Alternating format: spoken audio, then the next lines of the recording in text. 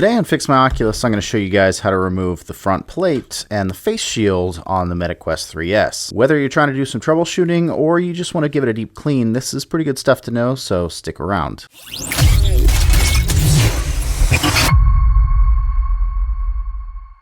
So let's say that you recently just dropped your Quest 3S and you're concerned that maybe something has become disconnected, or maybe your Quest 3S is overheating and you want to check the fan and make sure that nothing's obstructing it, or maybe you've just seen a bunch of my videos and you just want to get in here and clean things out because you're afraid that yours is as gross as a lot of the ones that are on my channel. Well, in order to do those things, you have to remove the front plate and you have to remove the face shield off the unit. And there is definitely a right way to do this, and I see a lot of people doing it wrong. And I know that a lot of people are doing it wrong because sometimes I get these units in and these face shields have a lot of pry marks around the outside because people don't realize that they're screwed in. And you really don't want to break your Quest 3S while you're trying to fix it. That would really suck. So I'm going to show you how to open it up. I'm going to show you a few tools that you need and what to watch out for. If you're new here, I'm Dan from Fix My Oculus, and we repair a lot of these. Our company fixes hundreds of headsets a month from literally all over the world, mostly in the United States, but we get them in from everywhere. So even though these little 3Ss have only been out for a few months, not even a year, I've basically been cracking them open since they launched. If these kinds of videos do help you out, consider liking, subscribing, all that good stuff. Oh, and don't forget, we're giving away a limited edition Xbox Quest 3S in like 2 weeks. That giveaway ends August 2nd. It is free to enter. You can just check the link in the description below and make sure that you're subscribed for a shot to win the Xbox Quest 3S. All right, guys, grab your headset and let's get started. You don't need a whole lot of tools for this one. You really just need a T3 screwdriver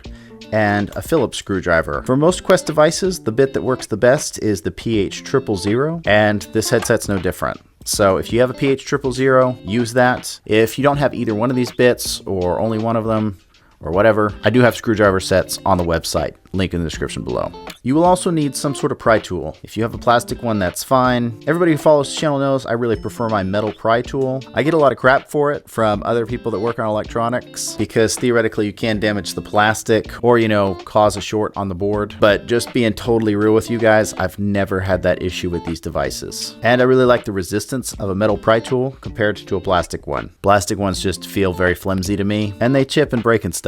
My metal pry tool has been with me for probably 1,000 repairs, more than that. It's hard to say, but some sort of pry tool, whatever your preference is. Doesn't really matter. So first things first, we're going to take our T3 bit and we're going to take out all 6 of these screws that hold in the face shield. One thing about the face shield on this is that the head strap retainer is attached to it. So if you break your head strap retainer, this is how you would replace the face shield head strap retainer combo. And just in case anybody from Meta is watching, it really sucks that you guys designed it this way. The Quest 2, in my opinion, had the superior head strap retainer design because even though it was made out of plastic like they all are, at least this was replaceable. And replacing it was fairly non-invasive. But what do I know? Now that I've got all my screws out, I can take my pry tool and we're just gonna pop this face shield off. There's a very faint little seam here, which is kind of the middle point of the headset. And I'm just going to take my pry tool and kind of put it between the shell and the face shield. And then I'm just going to lean back with my pry tool to pop this out.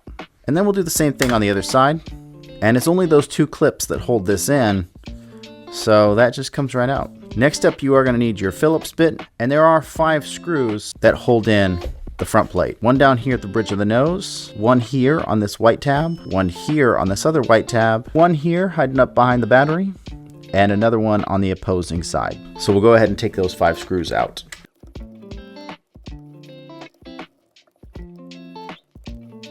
And now that I've got those 5 screws out, we can go ahead and take the front plate off. Now you don't really need a pry tool for this if you've got some fingernails. We're just gonna grab here at the top corner and give it a slight pull.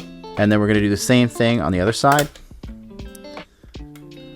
And that's off. It really is that easy. And so now if you want to check for things like liquid damage or fan obstructions or just clean out dirt and debris, that is super simple to do. These things can get incredibly dirty just because of the way that the air ventilation in these devices works. So if you've never cleaned it out before, if you've never opened it up just to make sure that there's no dust and debris or dog hair or roaches or anything else in here, it might be a good idea. Once you're done checking for things, you can just go ahead and pop the faceplate back on, and we just have clips. Everything just kind of aligns nicely and clips in.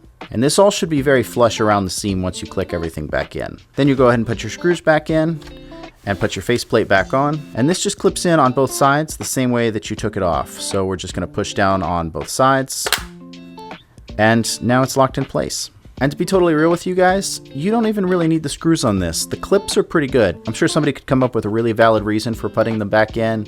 But if you left these screws out so that you had easier access to just take off the faceplate and clean things out whenever you want, that probably wouldn't be the worst thing in the world. It's not going to damage the headset directly, and there's no sensors attached to this, so you're not going to rip anything or damage anything if the front plate does just happen to come off accidentally. And you could always get one of those cover things for a little added security if you didn't want to put the screws back in. But anyways, guys, I know that's kind of a quick tutorial, but that's because it's super easy. Anybody could do this. And I would say that if you're super invested in the Quest hardware, knowing how to service your device makes it a lot more fun to own, because you're a lot less stricken with anxiety over any little thing happening to it. If you enjoyed this video, if you learned something, do consider liking the video and subscribing to the channel. It does help us out. And if you haven't entered into the giveaway yet, don't forget to do that, because this is a fun one. Even if you already have a Quest, the Xbox 3S is limited edition, so it might make a nice addition to your collection. But anyways, guys, that's really all I've got for you today, so we will see you on the next one.